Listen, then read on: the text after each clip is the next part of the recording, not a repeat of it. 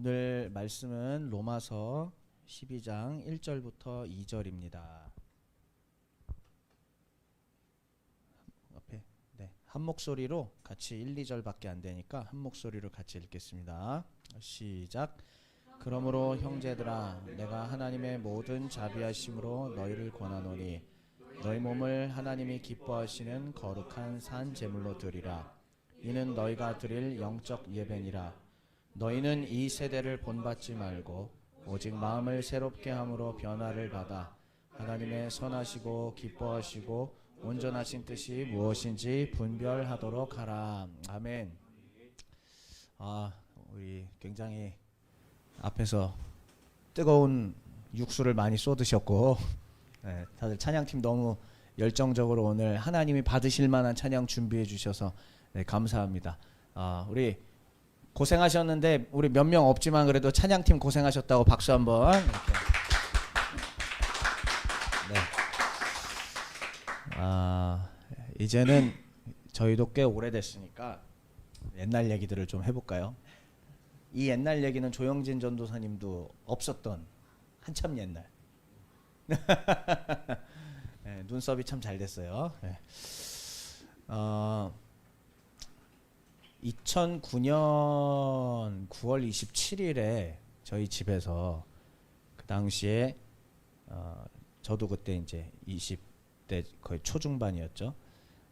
그때 저희 또래들 하나님을 뜨겁게 사랑하고 날마다 모여서 말씀 보고 같이 기도하고 우리 시대를 안타까워하며 부르짖어 기도했던 사람들이 이제 2006년부터 모이기 시작을 했고, 그러다가 2007년부터는 다른 타인들에 의해서 여기는 하나의 단체다, 뭐 하는 사람들이다라는 그런 불림을 받게 되었습니다. 2007년 무렵부터. 형성된 건 2006년이었고요. 그러다가 그 형성되고 나서 뭔가 하려고 했는데 2007년 11월부터 한 명씩 군대를 가기 시작을 했고, 대한민국 사람이니까 피할 수 없잖아요. 군대를 가고, 그리고 저도 병역을, 다들 병역을 하고, 이제 2009년 거의 끝나가는 그 무렵부터 슬슬 제대 및 모이기 시작을 했습니다. 그때는 여러분 아시다시피 어디서 전설 속의 소문으로 들으셨는지 모르겠지만 전원 남자, 과거에 전원 남자였는데, 이 군복무의 시기를 거치면서 저는 어쨌든 하나님이 현역으로 보내지 않고 사회복무요원으로 부르셨지 않습니까? 그러니까 사회 속에 있었어요, 저는. 그러다 보니까 자연스럽게 그냥 제가 곧 형제사역단이 된 거고, 제가 가는 곳이 형제사역단이라는 이름으로 불리는 거고, 그냥 제가 가면 그렇게 되는 어떤 이런 게 된 거죠. 그런데 재밌게도 그 2008년 무렵부터 왜 그런지 모르겠는데, 다 정신이 어떻게 된 건지는 모르겠지만은 여자분들이, 자매분들이 이 단체에 달라붙기 시작을 해요.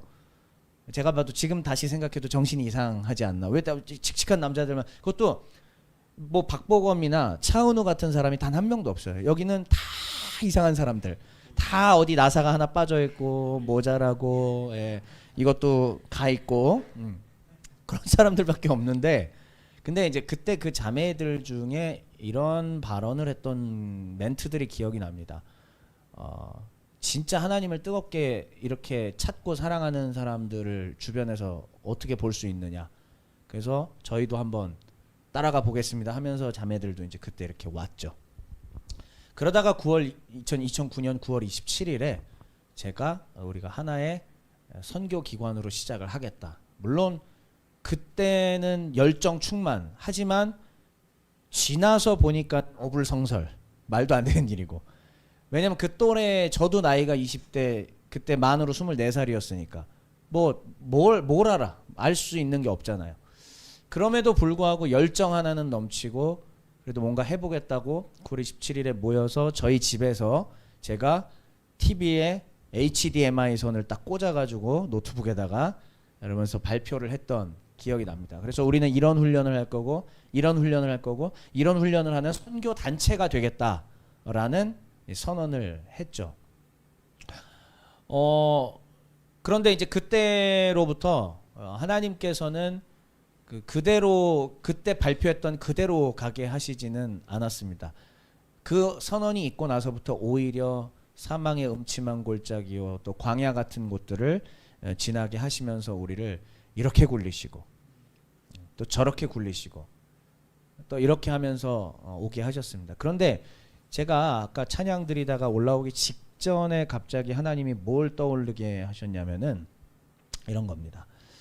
2009년에 제가 그걸 했다고 말씀드렸죠. 근데 사실은 2008년 무렵에 저를 위해서 기도해 주시는 사역자, 기도 은사 사역자가 이제 계신데 그분을 통해서 기도 내용이 이런 게 선포가 된 게 있었어요. 뭐냐면 그 당시 저는 이제 전도사였죠. 박재엽 전도사와 형제 사역단이라는 팀이 여러분 잘 들으세요.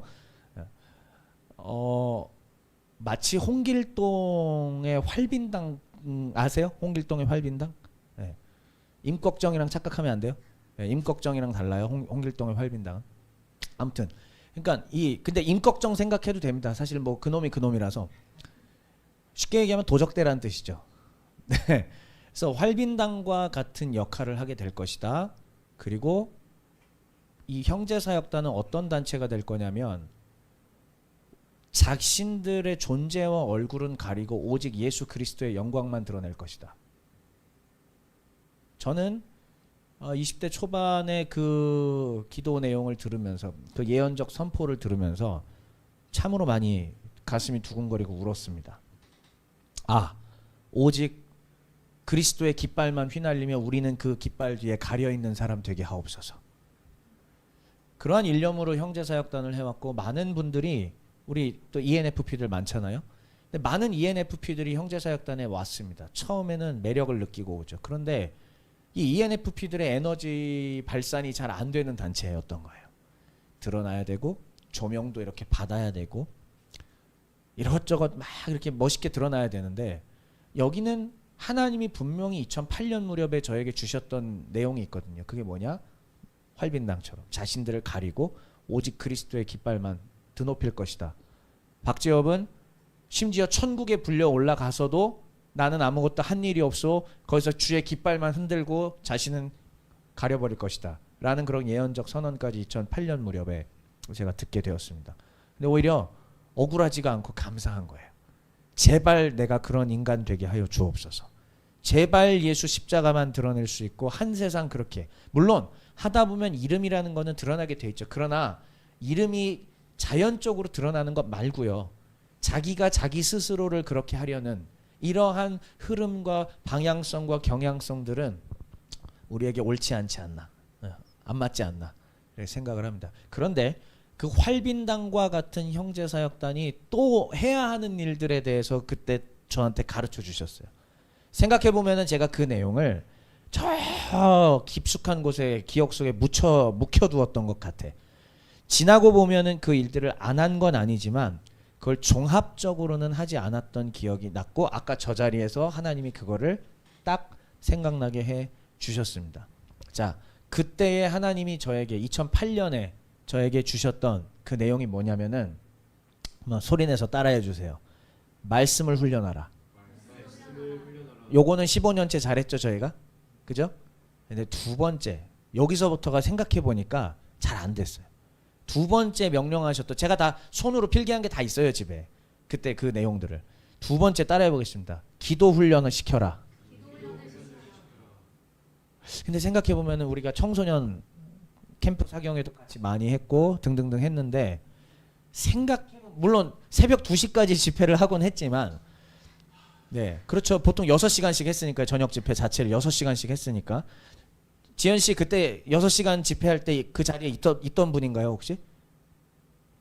기억이 안 나요. 예 잊으시는 게 좋아요. 네. 있었어요?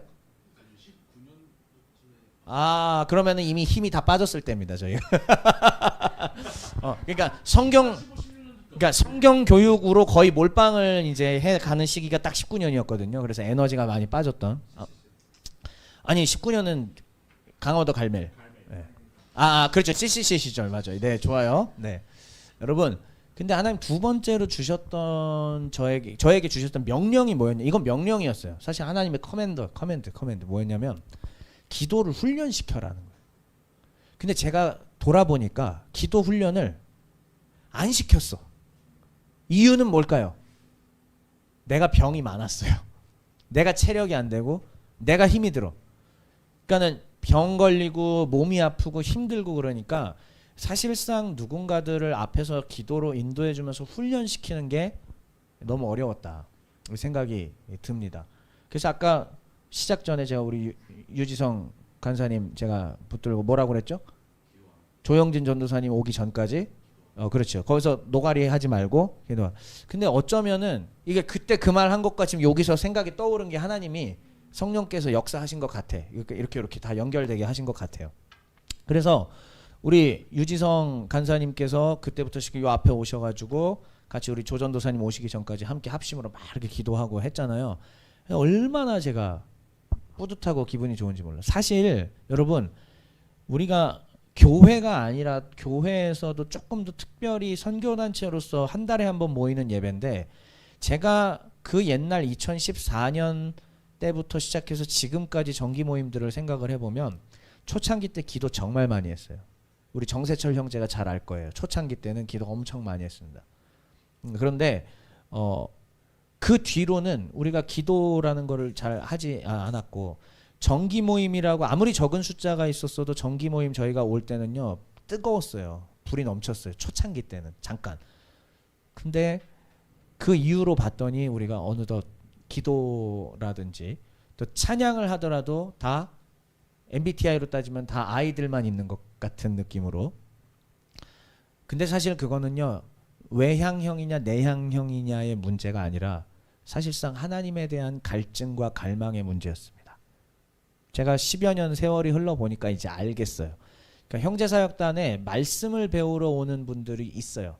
대부분 그렇죠. 말씀을 배우고 듣고 싶어서 오긴 하는데 그런데 열정을 들여서 하나님 앞에 자신을 헌신하겠다 드리겠다 또 아니면 하나님 내 죄를 사해 주시고 나를 성결케 하여 주시고 하나님의 자녀 삼아 주옵소서라는 갈증을 느끼면서 주님께 부르짖는 젊은이들이 현저히 적은 곳이 우리 단체였어요. 그래서 두 번째 이 부분이 제가 훈련을 덜 시켰다. 그렇다고 여러분을 탓을 하는 게 아니라 결국 제 문제라는 얘기였습니다. 그걸 까먹고 살았다는 걸. 그다음에 이제 세 번째로 그때 2008년에 하나님이 주셨던 게 뭐였냐면은 성결케 하라. 딱 이거 세 개였어요. 분명하게 다시요. 말씀 훈련 시켜라. 근데 말씀 훈련만 한쪽으로 시키면은 가분수 된다는 거. 머리만 커진다는 거죠. 균형 잡힌 밸런스된 바디가 되기 위해서는 어떻게 해야 되냐면은 기도 훈련을 같이 시켜야 되는 거죠. 근데 이것이 힘이 있는 주의 일꾼들, 주의 종, 주의 제자들을 만들기 위해서는 반드시 성결, 카다쉬, 하나님의 이 성결이 빠져 있으면 힘을 잃는다라는 것을 이미 2008년에 기도자를 통해서 저에게 하나님께서 예언적 선포로 주셨습니다. 그리고 너 박재엽이 할 일은 뭐냐? 근데 지금 생각해보면 재밌는 게요. MG라는 지금은 뭐 알파 세대까지 알파 세대 이렇게 얘기를 하는데 MG라는 말 자체도 없었던 시절인데 이미 그때부터 하나님이 저한테 뭘 얘기하셨냐면은 윗세대는 생각하지 말라. 어디만? 박재엽 네 아랫세대. 그런데 그 세대를 새로운 세대로 불릴 거라고 얘기를 하셨어요. 새로운 세대. 근데 지나고 보니까 MG라는 세대로 불리고 있더라고. 그게 뉴스에 이제 어느 순간부터 코로나 시기였죠 한참.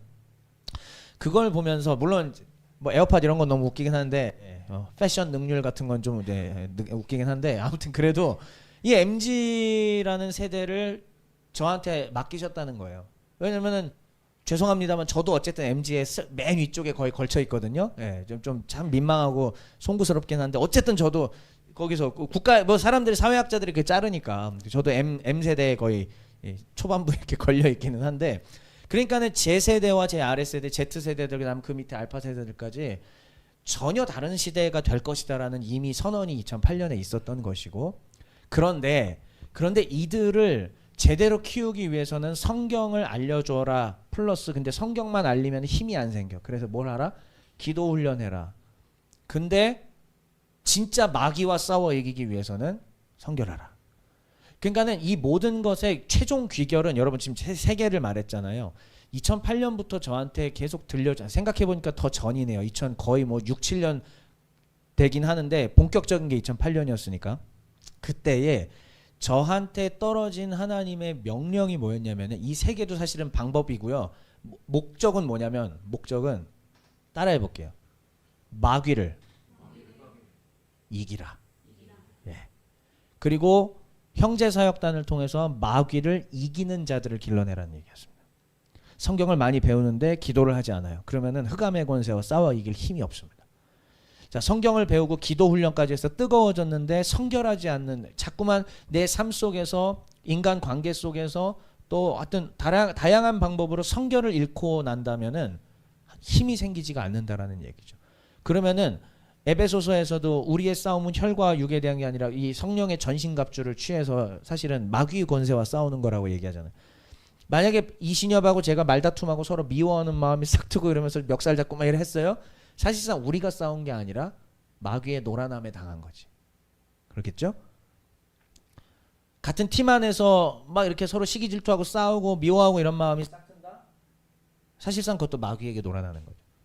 그러니까 흑암의 권세를 이기게 하라는 것이 하나님의 부르심과 명령이었는데 제가 생각해보니까 지난 10여 년을 거의 요 세 개 중에 방법론 세 개 중에 어디에 몰빵했다? 무슨 성령이야? 아니지. 말씀 교육에 몰빵을 했죠 제가. 그런데 어쨌든 2024년 새해를 시작하는 지금 요 시점에 우리는 하나님께서 이 두 번째 미션이었던 기도의 미션으로 주시면서 근데 오늘의 제목 오늘의 강론 내용은 사실 이 두 번째와 세 번째 다 걸쳐 있습니다. 기도 훈련도 해야 하고요. 그래서 오늘 찬양팀에서 너무 뜨겁게 인도해 주시고 기도해 주셔서 정말 너무 감사드리고 앞으로는 특별히 이제 찬양팀 잘 들으세요. 기도하지 않을 거면은 안 하셔도 됩니다. 진짜 미리 모여서 기도로 불러 뜨겁게 이렇게 하고 평소에 기도로 서 있고 평소에 하나님 앞에 무릎을 드리지 않을 거면 안 하셔도 돼요. 혹시 훗날 영상으로 보실 우리 그 형제사역단 식구 여러분 여기 오시는 분들도 다 마찬가지예요. 그거를 하기 싫으면은 하지 마시고 오지 마세요. 여기는 이제 하나님이 원래 주셨던 목적대로 가야 할 것 같습니다. 오늘 그 선언을 듣는 지금 이 분들이 여기에 지금 모이신 거예요. 그래서 저는 그 방향으로 갈 거고 그런데 진짜 마귀를 이기게 하기 위해서는 사실은 성결이기 때문에 앞으로는 우리의 사역자, 우리 간사님들 또 찬양팀들 또 저 모두가 결국은 말씀 어차피 잘 할 거예요. 성경 교육 뭐 그건 프로그램 잘 돼 있으니까. 근데 기도 훈련과 또 성결의 연습들을 우리가 계속 해 나가야 될 거라고 하나님께서 저를 통해서 얘기를 주십니다. 아셨죠? 네, 그렇게 갈 거예요. 그 2024년 또 첫 정기 모임이기 때문에 하나님께서 앞으로 갈 방향들에 대해서 조금 이렇게 말씀을 주신 것 같아요. 그 다음에 이제 저는 사실은 간사님들도 그렇고 여러 많은 분들이 농담 반 진담 반으로 2023년 박재엽 너무 편했다. 설교를 남들한테 다 시키고 너는 도대체 한 게 뭐냐라는 왜 이렇게 웃는 거죠?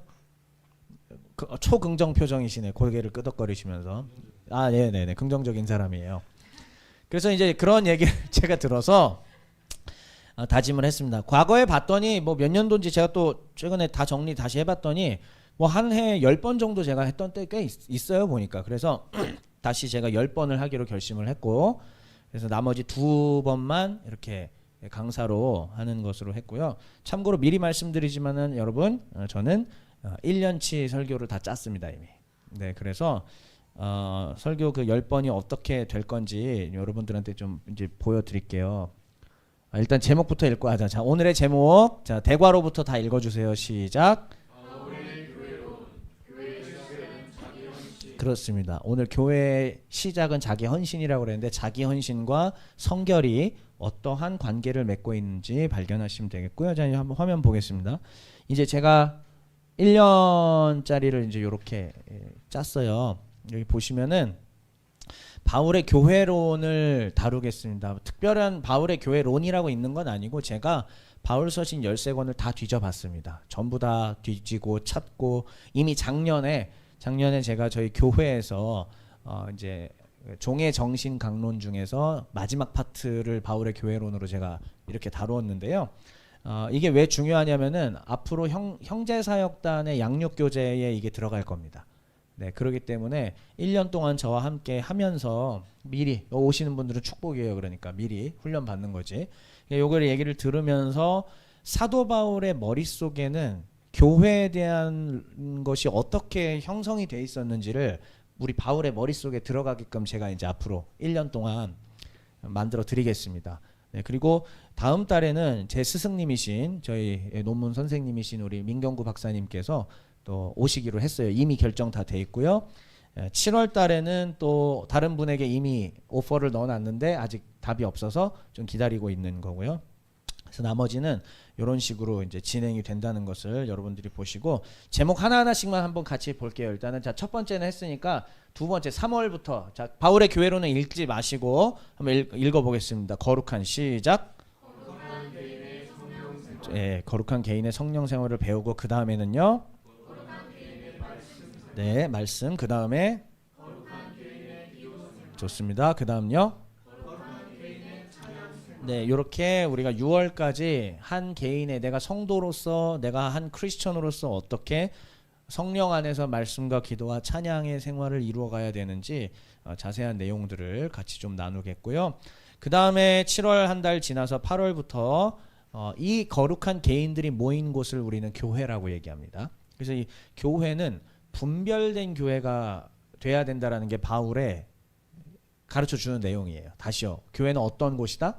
분별된 곳이다. 구별되고 분별되고 더 다른 말로는 성별된 곳이다라고 얘기를 하는데 이 성별된 교회가 어떻게 해야 유지돼 갈 수 있는가, 존속할 수 있는가에 대해서 자 한번 첫 번째 이제 분별된 교회는 빼시고 무슨 정신 그 부분 있죠? 그것만 읽어보겠습니다. 8월 거요. 시작. 오케이. 이게 바울이 가지고 있는 굉장히 중요한 또 생각이었고요. 두 번째, 네, 한 몸을 이루기 위해서는 뭐가 필요하다? 질서가 필요한 거죠. 자, 그런데 질서가 유지돼야 함에도 불구하고 더 나아가서 이걸 포괄하는 근본 정신이 있으니 그것은 무슨 정신?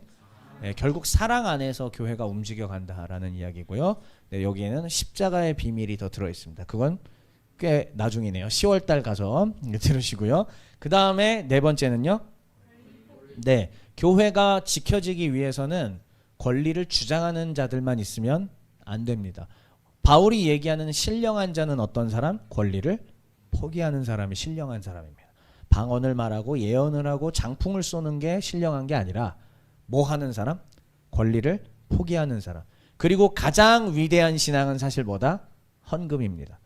자기가 자기의 이 소득 중에서 일부를 하나님의 일을 위해 드릴 수 있다는 거 솔직히 말하면 진짜 대단한 믿음이에요. 쉬운 게 아니죠. 어떻게 내가 고생해서 번 돈인데. 표정이 갑자기 바로 이해한다라는 표정이에요. 이제 지금 직장생활 해보니까 아시는 것 같아요. 그렇죠? 그거를 내가 하나님을 위해서 내어드린다? 이거 진짜 대단한 신앙입니다. 그러니까 사실은 헌금 생활을 제대로 못하는 분들 계시죠? 혹시 계세요? 다 없겠죠? 자, 그거는 사실 하나님에 대한 내 마음이 딱 거기까지예요. 포기 못하겠다는 거지. 그럼 이런 분들은 사실은 권리 포기도 어려울 거예요.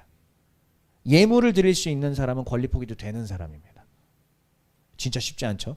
근데 이게 그래서 마지막 단계라는 거. 바울의 이게 제가 만들어낸 얘기가 아니라 바울 서신 13권을 다 분석했을 때 나오는 데이터 값이에요. 자, 그러면 오늘은 무슨 얘기들을 할 거냐면은 안 넘어가네요.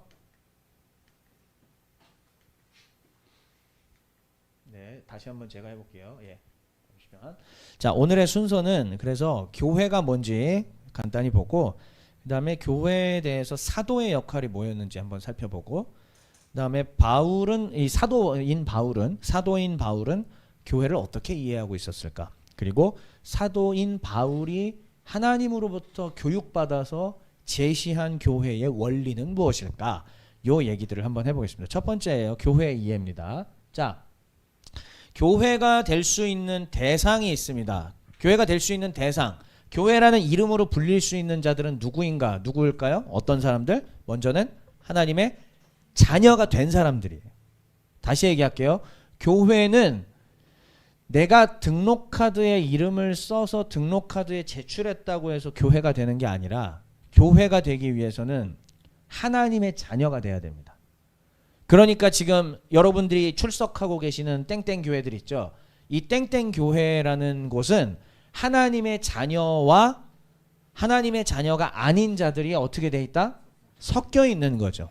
그러니까 교회라는 이름으로 불리고 있지만은 사실상 완전한 교회는 아닌 겁니다.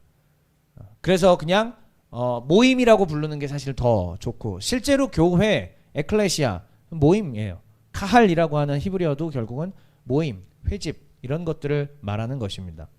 근데 그 모임과 회집에는 분명한 공통점이 있어야 되는 게 뭐냐? 하나님의 자녀된 사람이다. 자, 그런데 이 하나님의 자녀된 사람, 달리 말하면 하나님의 백성된 사람은 반드시 이 선행 조건을 거쳐야 돼요. 그게 뭐냐? 그렇죠. 죄사함 받은 사람만. 죄사함을 받지 않은 사람들은 하나님의 자녀가 절대로 될 수가 없습니다. 죄사함 안 받은 사람은 하나님의 자녀라고 불릴 수가 없습니다. 동의하시죠? 네, 바울이 한 얘기입니다. 성경이 하는 얘기입니다. 뭐 여러분들이 동의하든 하지 않든 그건 중요하지 않습니다. 성경이 그렇게 말을 하고 있으니까. 그래서 예수 그리스도의 보혈로 말미암아 죄사함을 받은 자들만 하나님의 자녀가 될 수 있다라는 겁니다. 그러면 예수 그리스도를 통해서 하나님의 자녀 되고 뭐 죄사함 받는다? 어떻게? 예수님이 십자가에서 우리의 죄를 사하는 속죄 제사를 이루셨다라는 믿음. 잘 들으셔야 돼요. 다시요.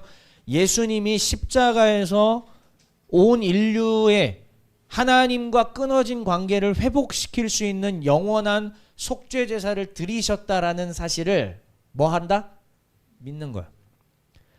근데 이 믿음이라고 하는 것은 예, 그런 것 같습니다가 아니라 진짜 받아들이고, 그러면 요걸 인정한다라는 거는 어디까지냐면은 예수님이 누구다? 하나님의 아들이다라는 것에 대한 믿음.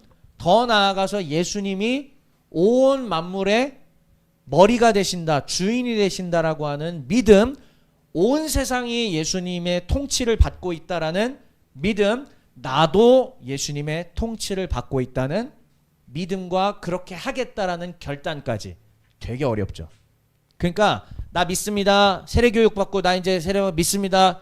물론 그 가운데도 하나님이 믿음을 허락하여 주셔서 구원하시는 은혜를 주시지만, 솔직하게 얘기하면은 진짜 참된 믿음이라는 거는 진짜 예수님이 나의 왕, 아까 기도 시작하실 때 처음 인도해 주실 때 왕 얘기 자꾸 하셨잖아요. 맞아요. 내가 예수님이 왕이라는 사실을 안 받아들이고 그 왕의 통치를 거부하잖아요. 여러분, 예수님 믿는 게 아니에요. 믿는 게 아니에요. 그러면은 엄밀히 말하면은 죄사함을 받았다고 얘기하기도 어려워요. 좋습니다. 다시 한번 볼게요. 교회가 될 수 있는 대상은 누구라고요? 자녀된 자와 죄사함 받은. 그 죄사함 받아야 자녀된, 같은 말입니다. 자, 그러면 바울이 또 우리에게 가르쳐주고 있는 이 교회 이해에 대해서, 교회와 하나님과의 관계는 어떤 관계냐 보세요. 바울은 교회와 하나님을 어떻게 묘사하고 있느냐, 관계를. 첫 번째 뭐예요? 한몸됨. 그러니까 하나님과 교회는 서로 하나의 몸을 이루고 있다라는 이야기입니다. 여러분, 예수님께서도 비유로 드셨다는 거 아시죠? 나는 참 포도나무요, 너희는 가지니. 근데 가지가, 이제 제 팔이 가지라고 보세요. 이 가지가 제 팔에서 뚝 잘라져서 저쪽 가 있어요.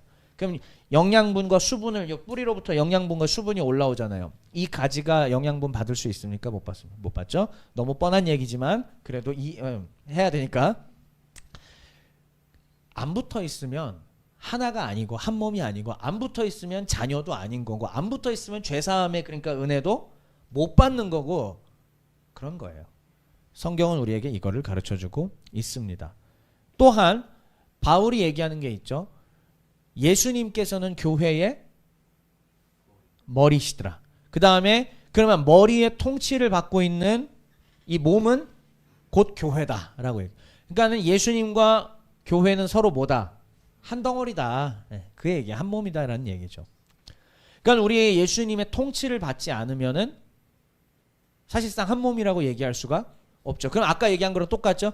예수님의 왕권 통치를 안 받으면은 죄사함 받은 사람이라고 말을 할 수가 없죠. 그러면 하나님의 자녀라고 말할 수 없죠. 그러면 그 사람 교회의 소속이라고 얘기할 수 없죠.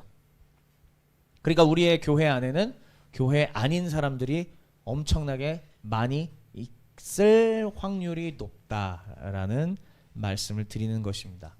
그런데 재밌는 것은 여러분 이제 교회의 머리가 예수님이라고 말씀을 또 드렸잖아요.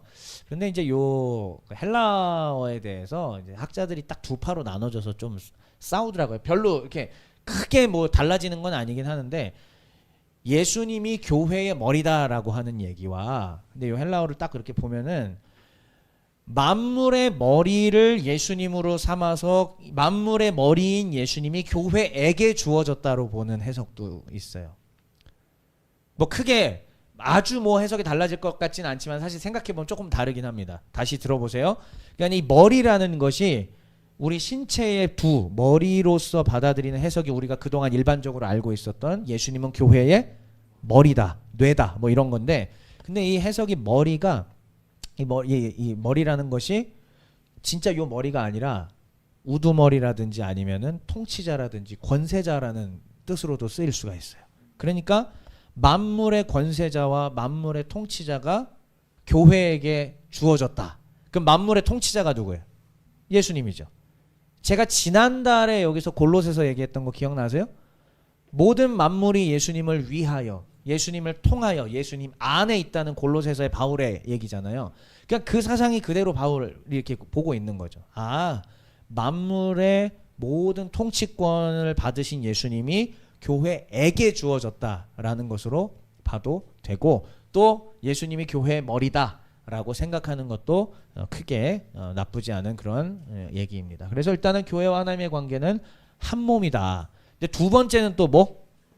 가족됨입니다. 요 얘기는 지금 안 할 겁니다. 왜요?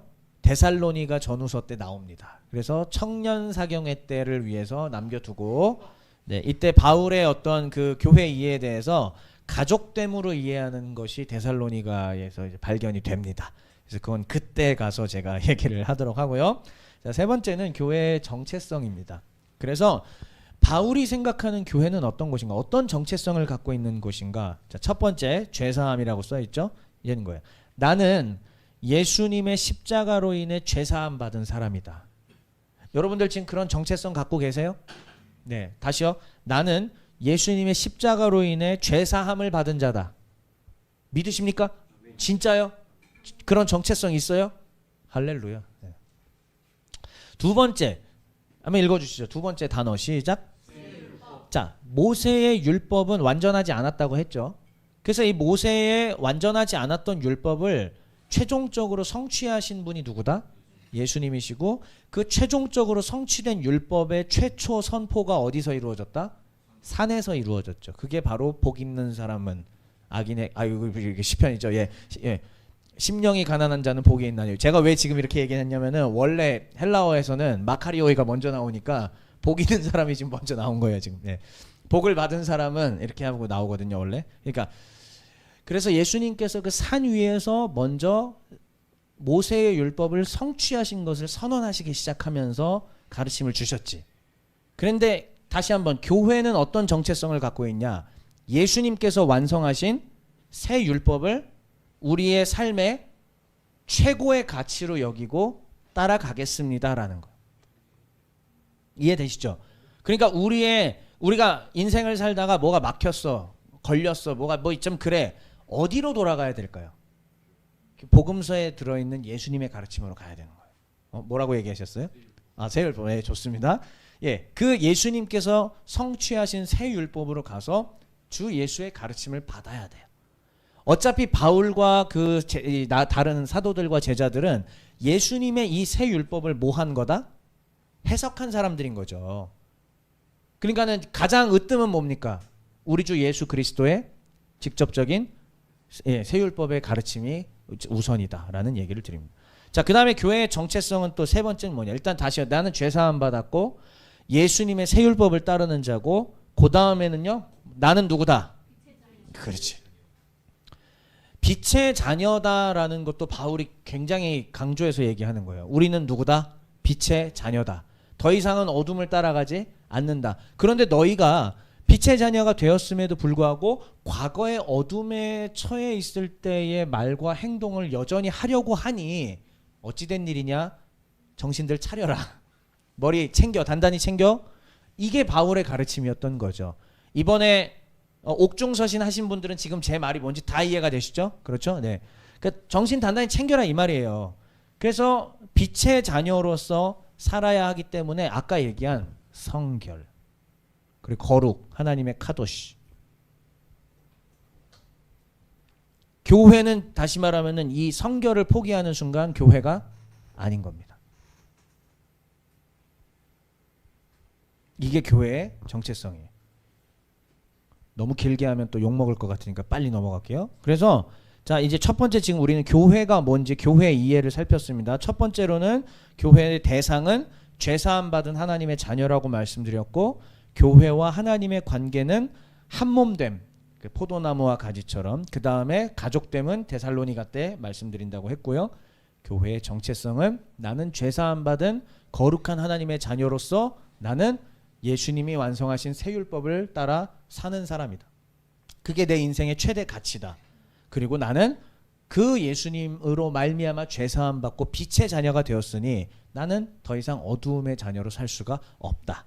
이게 교회요 성도입니다. 여기까지 동의하시고 믿으시는 분들은 아멘으로 화답합시다.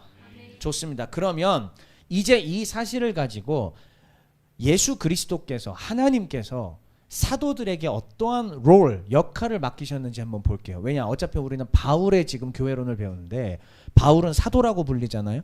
이 사도 바울이라는 도대체 사도는 어떤 역할을 하는 사람인가 보세요. 첫 번째, 자, 사도들의 역할은 뭐냐? 예수님께서 이 땅에 계시는 동안에 성취하신, 플레로사이 하신 이 새 율법을 어떻게 하는 사람? 가운데 다리 역할을 하는 사람인 거예요. 사도는 이걸 전달해 주는 사람인 거예요. 근데 어떻게, 뭐를 위해서? 교회의 설립과, 중요한 건 존속이에요. 다시 한번 그 교회 읽어주시죠. 시작. 교회의 설립과 존속. 교회의 설립과 존속을 위해서 사도들이 했던 역할은 뭐냐? 예수님의 새 율법의 가르침을 잘 이해하고, 특별히 바울 같은 경우에는 거룩하신 하나님으로부터 친히 계시를 받아서 그것을 교회의 제도와 교회의 설립과 교회의 질서와 교회의 존속을 위하여 풀어내고 연구하고 정리해서 많은 주의 백성들에게 전달을 해준 것이고, 그래서 실제로 교회를 설립하는 일을 한 것이 바로 사도들의 역할이었습니다. 특별히 그 중에서 바울의 역할이 이 일이었던 것입니다. 자, 그렇다면 이제 중요한 거예요. 그렇다면은 이 사도 바울이, 사도가 하나님으로부터 무슨 가르침을 받았을까?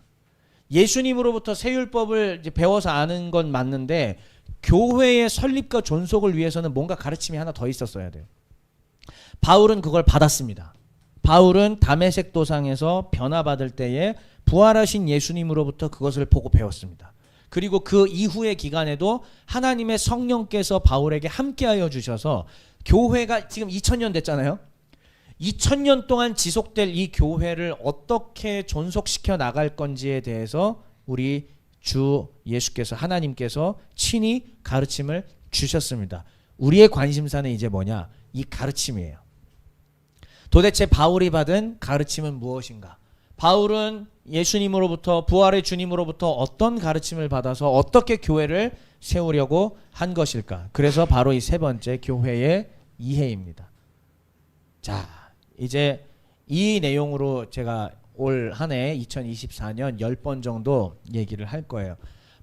그래서 이거를 저는 바울의 교회론, 달리 말하면 하나님께서 바울에게 가르쳐 주신 교회입니다. 하나님의 가르침이에요. 바울은 전달자일 뿐이죠. 그 13권의 바울 서신들을 제가 직접 다 읽고 분석하고 보고 하면서 이렇게 정리가 되더라고요. 물론 여러분 부족한 부분이 좀 있습니다. 제가 또 해가 가면서 여기서 조금 더 추가가 될 수도 있고 제가 발견하지 못했던 것들을 더 찾을 수도 있는데, 일단은 우리의 이해를 위해서는 제가 최대한 심플하게 정리한 거기 때문에 양해를 바라고요. 이렇게 기억해 주시면 되겠습니다. 이걸 가지고 이제 1년 동안 갈 건데, 자, 바울의 교회로는 크게 두 개의 주제로 되어 있습니다. 첫 번째 주제는 거룩한 길. 그렇죠. 일단 바울은 우리 한 사람 한 사람이 어떻게 성도로 서야 되는지를 먼저 얘기합니다. 그 다음에 이들이 모인 공동체를 가리켜서 무슨 두 번째 주제? 그렇죠. 분별된 교회라고 얘기를 해요. 그래서 여러분들이 아까 소리내서 한 번씩 읽으셨잖아요. 여기 보면은 그 옆에 초점을 한번 보십시오. 초점을. 자, 성령 생활이라고 한 것을 우리가 다다음 달이죠. 3월 달에 이제 얘기를 할 건데 보면은 무슨 자녀? 빛의 자녀. 새 사람. 결국은 우리가 하나님의 거룩한 새 인류가 되었는데 다시 달리 말하면 빛의 자녀가 되었는데 빛의 자녀는 도대체 어떻게 해야 하는가? 성령을 따라 살아라 라는 얘기예요. 근데 그 구체적인 방법을 제가 다음 시간에 다루려고 하는 것이고 말씀 위에 서야 되는 이유는 뭐가 확립된다? 신앙의 기준이 확립됩니다. 기도 생활은 우리의 신앙의 수준이 성장하게 됩니다. 찬양 생활은 신앙의 권능을 누리게 됩니다. 우리가 찬양하면은 마치 바울과 실라가 찬양할 때 옥문이 열렸던 것 같은 그러한 놀라운 기적이 일어나고요. 우리가 찬양한다는 것 자체, 우리가 욥과 같은 인생의 고난을 맞이했을 때도 입을 열어 찬양한다는 것은 이미 그 사람은 하나님의 주권을 인정하는 신앙자예요. 그러니까 여러분 찬양이, 제 얘기를 잘 들으세요. 우리가 라디오나 유튜브나 멜론으로 찾아 듣고 흥얼거리는 거는 찬양이라고 보기에는 조금, 제가 말하는 찬양은 그건 아니에요. 그게 아니라 가만히 있고 아무 반주도 없고 아무 없는 상황에서 내가 속에서부터 하나님을 찬양한다는 선언과 내 말이 여기서 나오는 거, 이게 찬양입니다. 네. 거기에 멜로디를 섞어도 됩니다, 물론. 하지만 진짜 그냥 아무도 없고 이런데, 그리고 내가 지금 직장에서 상사한테 갈굼당하고 막 굉장히 괴로운 상황임에도 불구하고 그래도 난 주님을 찬양하며 주님께 나의 나는 주님의 소유입니다. 소유권을 다 드립니다라고 끌어오르는 마음으로 얘기하는 거, 이게 찬양이에요. 이게 그래서 제가 신앙의 권능을 누린다고 하는 겁니다. 찬양하는 사람은 쉽사리 무너지지 않습니다. 여기서 말하는 찬양을 다시 제대로 이해하셔야 돼요. 진짜 찬양하는 사람은 신앙의 권능을 쉽사리 잃지 않습니다. 자, 한 몸은 결국 뭐냐? 교회의 정체성인 거고요. 이 정체성을 유지하기 위해서는, 한 몸을 유지하기 위해서 필요한 게 뭐냐면 질서 정신이 필요한데, 질서를 세우기 위해서 하나님이 바울에게 주신 지혜, 가르침이 뭐냐? 교회 내에 뭘 세워라? 직분자를 어떻게 세워라? 잘 세워라. 직분자를 아무나 세우지 마라. 이 술과 그 다음에 이제 남자 기준으로는 여자 문제와 또 욕하는 문제와 또 사회에서 사업하면서 탈세의 문제와 법적으로 깨끗하게 하는 것들이 정리가 안 된 사람을 교회 직분자로 세우면 세우는 순간 30년 고생인 거예요. 근데 세우죠. 누가 세우죠?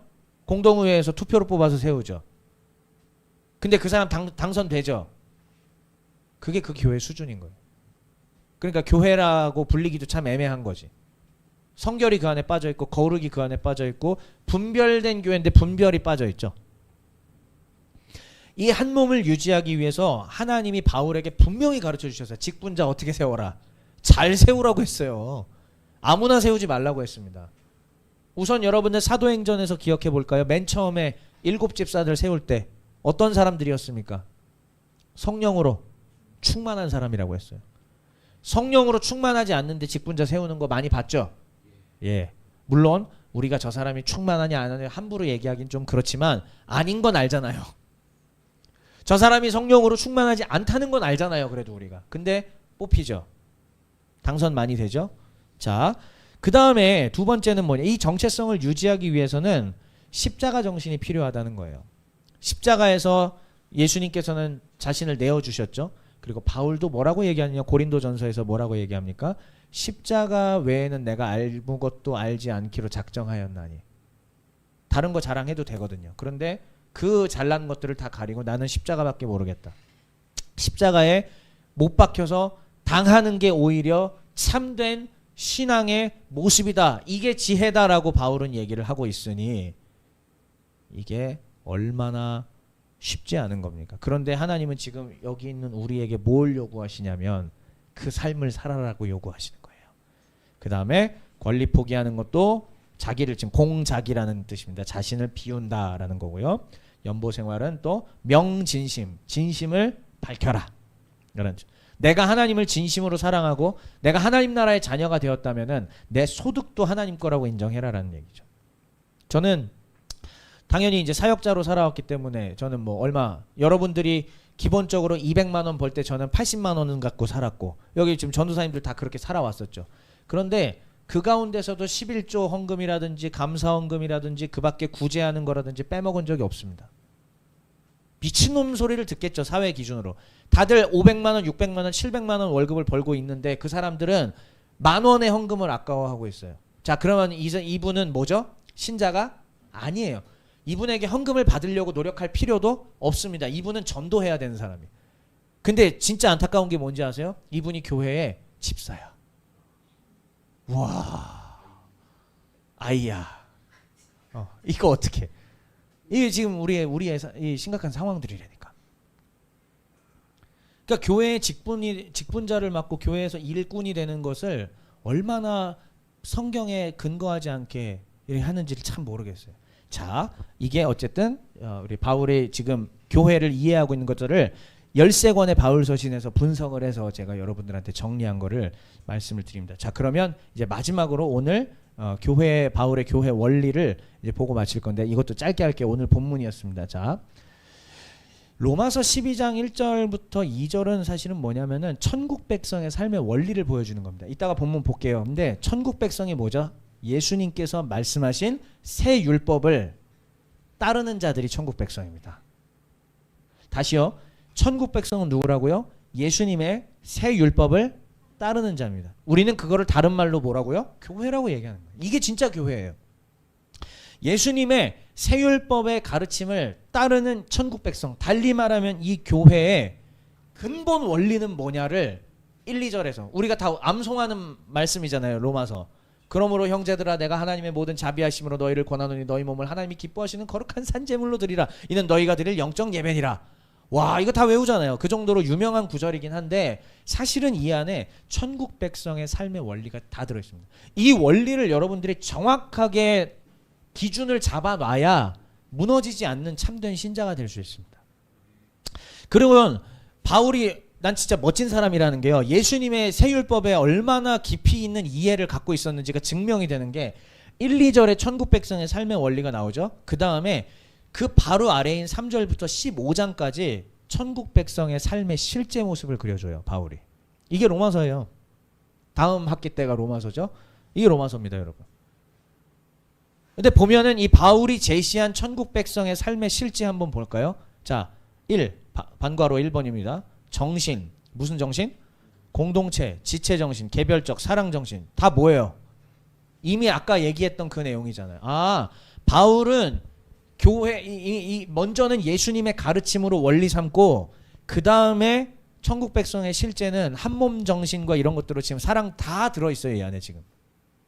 그 다음에 권면하는 내용은 무엇이냐? 로마 체제 속에서의 너희가 살아가면서 예수님의 자녀로 살기 어렵지, 그러나 견뎌야 한다. 그러나 끝까지 주의 자녀로 살아야 된다라는 권면까지 이 안에 담아놓고 있는 게 바울의 교회 원리입니다. 그래서 로마서 오늘 본문 보시면은 화면이 안 넘어가네요. 예. 자, 다시 한번 읽어볼게요. 1절만 먼저 읽어보죠. 시작.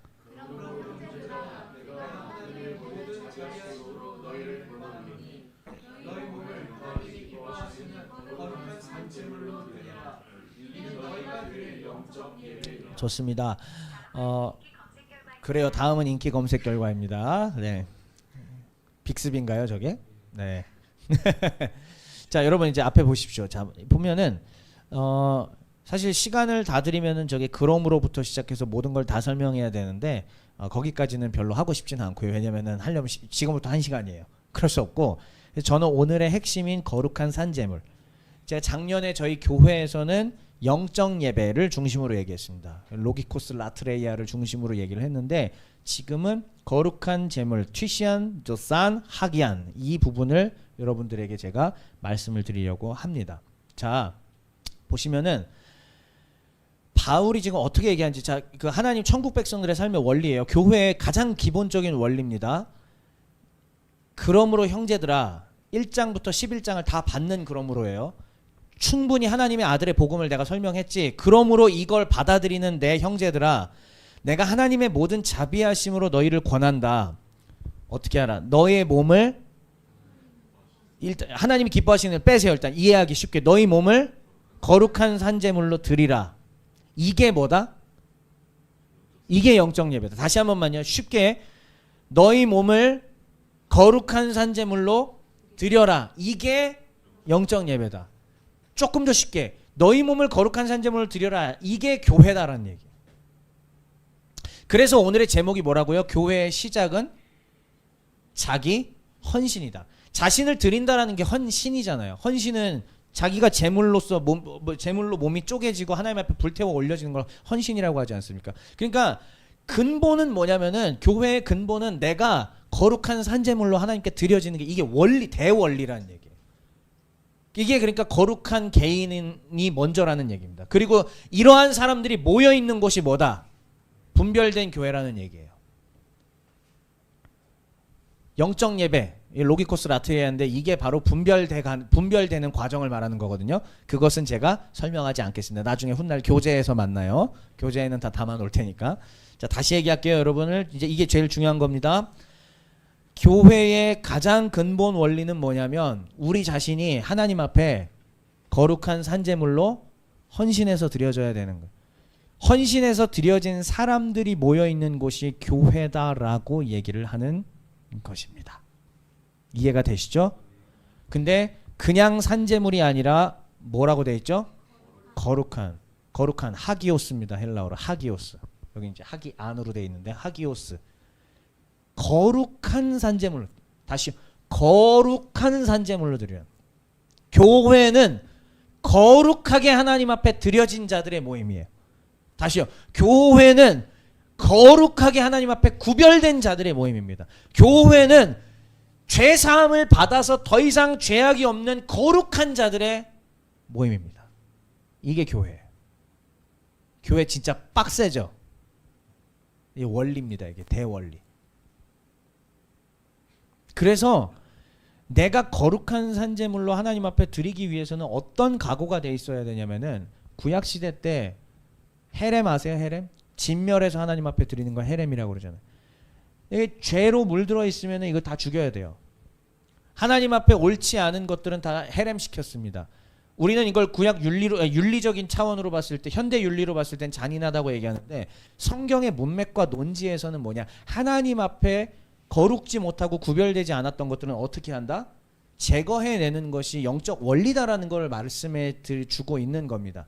그러면 이 신약에서 지금 바울이 얘기하고 있는 건 뭐냐면, 마치 구약시대 때 헤렘을 했던 것처럼 내 자신을 그렇게 하나님 앞에 죽여서 드리라는 얘기예요. 그럼 뭐가 죽어야 될까요? 내 안에 모든 죄악과 죄성과 더러운 것들과 이런 것들은 헤렘으로 악을 끊어버려서 하나님 앞에 드리라는 얘기지. 교회에 이런 자들이 얼마나 있습니까? 이 나라 대한민국의 교회 가운데, 여러분들이 섬기는 교회 가운데, 그리고 우리 자신이 지금 이런 자들로 서 있느냐 이거지.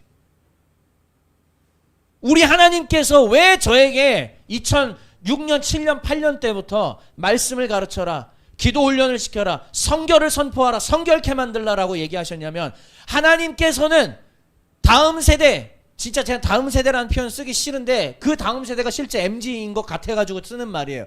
이 밑에 우리 세대인 MZ들에게 하나님께서는 정말 하나님의 말씀에 합당하게 거룩한 산제물로 드린 그 사람들을 찾고 계시기 때문에, 그리고 저를 통하여, 저의 동료들을 통하여, 여러분들을 통하여 그런 사람들을 불러내기 위하여 이미 그때부터 준비시키신 것일 줄 믿습니다.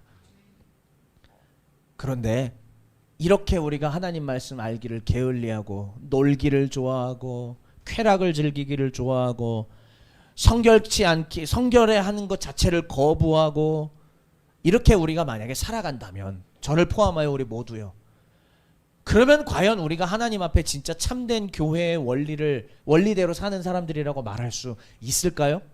답은 뻔하죠. 그렇다고 너무 내 자신을 학대하지 마십시오. 이미 잘하고 있는데 한국 사람들은 겸손해서 또 그런 사람들이 많아요.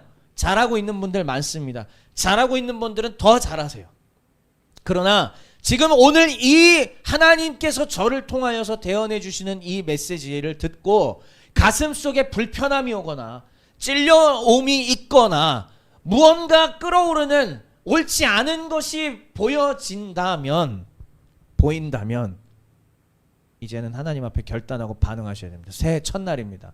이 새해 첫날에 2024년은 내가 나를 하나님 앞에 거룩한 산 제물로 드리겠노라 결단할 수 있는 저와 여러분 되시기를 바랍니다. 그래서 마지막 메시지는 뭐냐? 여러분, 교회의 시작은 결국은 뭡니까?